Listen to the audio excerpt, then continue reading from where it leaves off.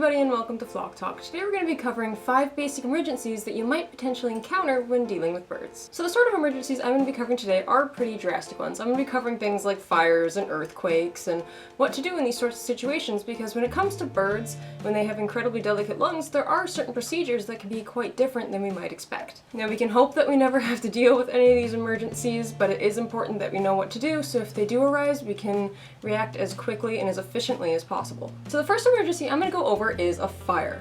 Now, when it comes to birds, a fire can be an extremely dangerous thing, especially if your birds are out and about, they're scared, they're going to be flapping all over the place. It's going to be hard to get them back into a cage, and when there's smoke filling the room, that's going to be really dangerous for their very sensitive lungs. So it's important that we don't actually use a travel cage to get them out of the house, but instead we use a pillowcase. The reason why we're going to use a pillowcase instead of a cage is because you're going to be able to toss this over your bird if they're flying around, so they're going to be a lot easier to catch. And if you have a low thread count pillowcase, it's going to filter out some of that smoke while still allowing them to breathe somewhat cleaner air than just taking them in a bare cage straight out the door. Now obviously if your bird is already in a cage, just grab that thing and go. Don't bother wrestling them into this. If you have a cage cover, that'd be great.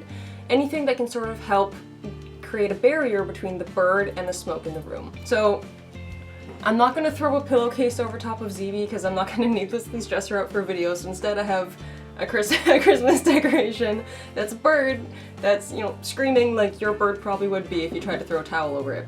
So what you're going to do is you're just going to simply grab a pillowcase and stick your arm inside of it, and you're just going to easily grab your bird any way you can and pull that pillowcase inside out. Now obviously it's going to be scary for your bird, but what happens with this is it makes it so much easier to carry around, especially if you live in a household that has several birds. If you're needing to grab all of them and book it out, if you have different colored pillowcases, you can know exactly which bird is in which pillowcase. You can carry several birds in one hand while grabbing things you need for yourself and make it out that door as fast as possible. When a place is on fire is one of the most important things, is being able to be efficient and not being hectic and confused. And if you're chasing a bird around trying to crowd them into a cage, it's going to be so much harder to get there. With this, you can just easily toss it over the bird and grab them and pull the thing inside out. And it's so much easier, and it's a lot safer because, as I've said, the low thread count does allow them to still breathe while filtering out some of that smoke. So the next emergency I'm going to be going over is earthquakes. And now the procedure for this is pretty straightforward. You just want to make sure that you have a really good travel cage. Now what defines a good travel cage is something that's secure, something that your bird is not going to be able to unlock, and something that is small, because the whole point of it is that it's able to move easily and quickly and your bird isn't going to be bouncing all over the place. So the cage I've got for my birds, this thing here, and it's just a basic small cage that you can pick up at any pet store. It's usually marketed as Finch cages, and this one works for my guys because I know I can just click the door shut and they're not going to be able to get to it. If you have larger birds, I do recommend getting proper travel cages, especially since they're going to be a lot more secure. If anything were to bash and hit a regular cage, they bounce all over the place. Now the thing you'll notice about this cage is there aren't a ton of perches in it. There aren't any at this point in time, but there should be one in there. I'm just haven't put it in at this point.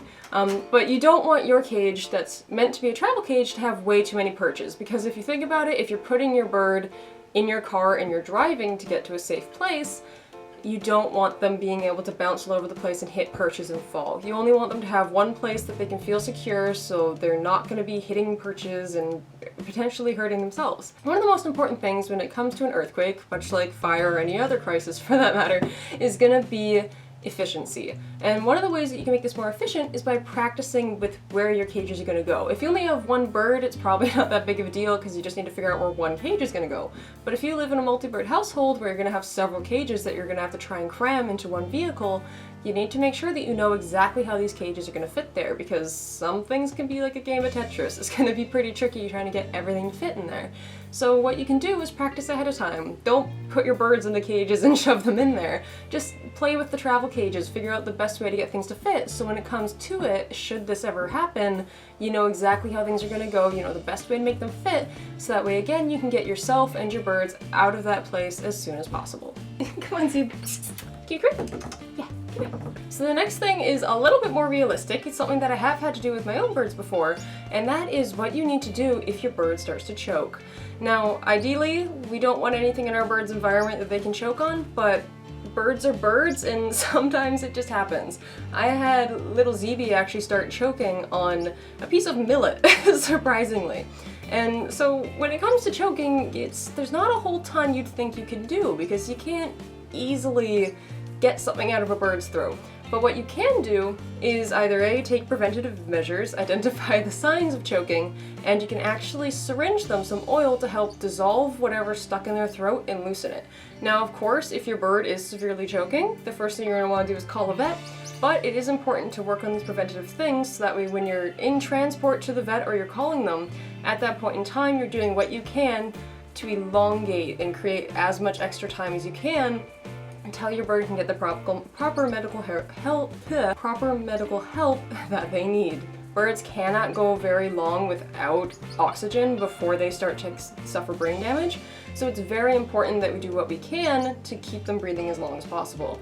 So when it comes to birds and they get something stuck in your throat, the first thing you're going to want to do, obviously, is understand the signs of choking, because birds do all sorts of weird things, and what you think choking looks like might not be what it actually is. So I unfortunately don't have any pictures or videos of this, but typically what you'll see is if the bird is seriously choking where they can't breathe, is they'll start to fluff up their feathers, they'll hunker down on their perches, they'll open their beaks, and you might start seeing their eyes start to close a little bit.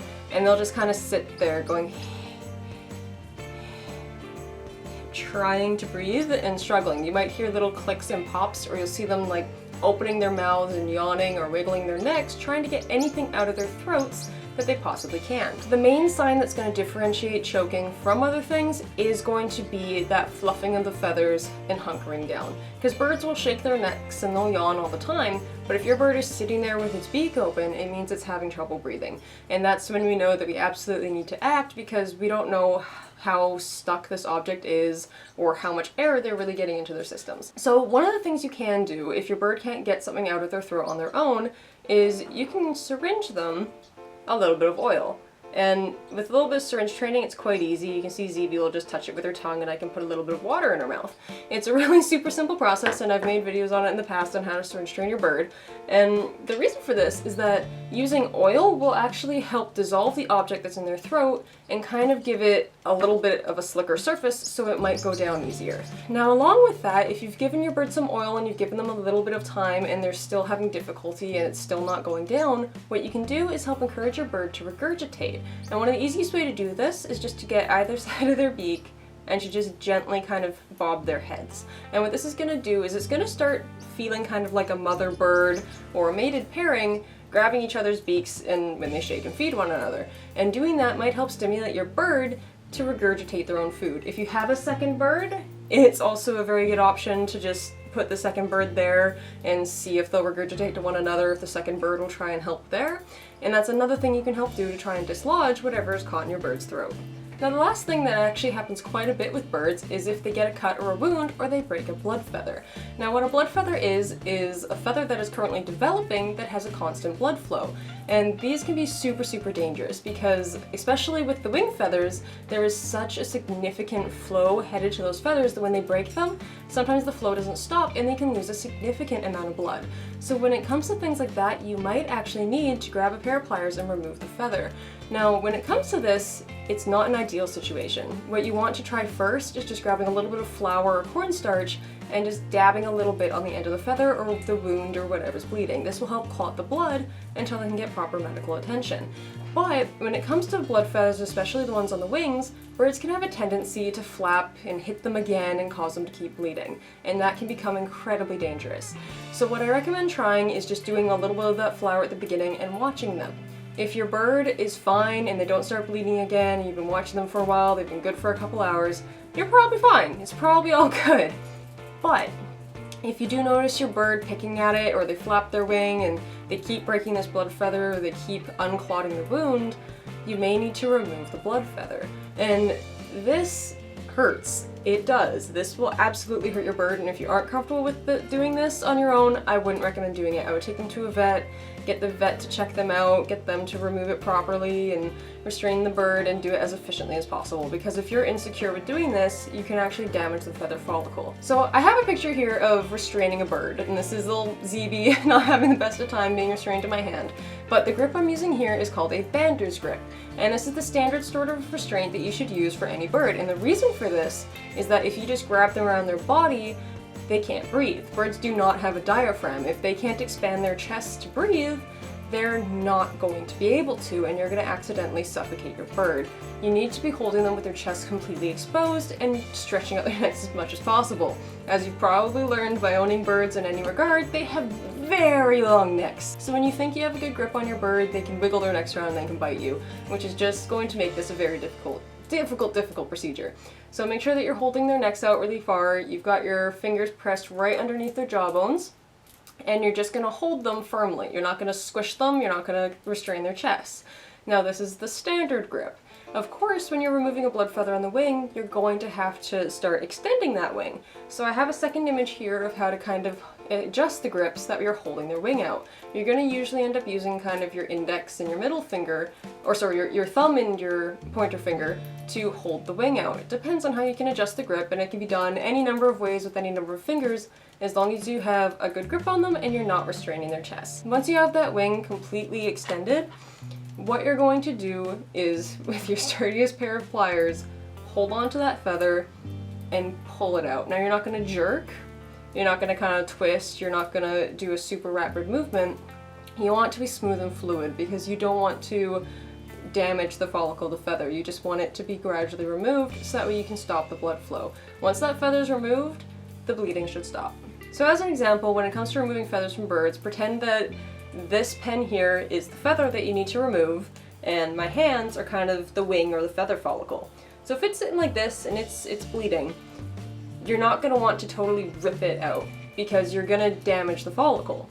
So the best thing that you can do is firmly grab a hold of the feather as close to the base as you can and just pull it out a little bit faster than that, just about that fast. So it's a smooth movement, but it's not super slow and wrenching. You want the feather to move about like that. And your bird is probably going to scream. They're going to yell at you and they're not going to be happy. But you're going to stop that feather from bleeding out and potentially killing your bird. So again, if this is something you're not comfortable with, do not do it. If they're bleeding out and they're having issues, get them to the vet and get the vet to do it. This is absolutely a procedure that they can do, or they might find other alternatives that may be best for your bird. And this, again, is not something that needs to happen with every single blood feather that occurs. The first thing you should always do is just try to clot the wound. Alright, so that's gonna about do it for this video. I hope that these provided some helpful tips that you can keep in the back of your head just in case these situations do arise. Obviously, we don't ever really want these things to happen, but it is best just to kind of keep ourselves refreshed and understanding these things just in case they ever do happen. We want to do our best to be prepared. So sorry that this was kind of a short video. I'm still sitting there trying to edit through that tutorial. It's going to take quite a bit of time, but I hope you guys are going to love it by the time it's done. So thank you all so much for watching, and I will see you all then. Bye!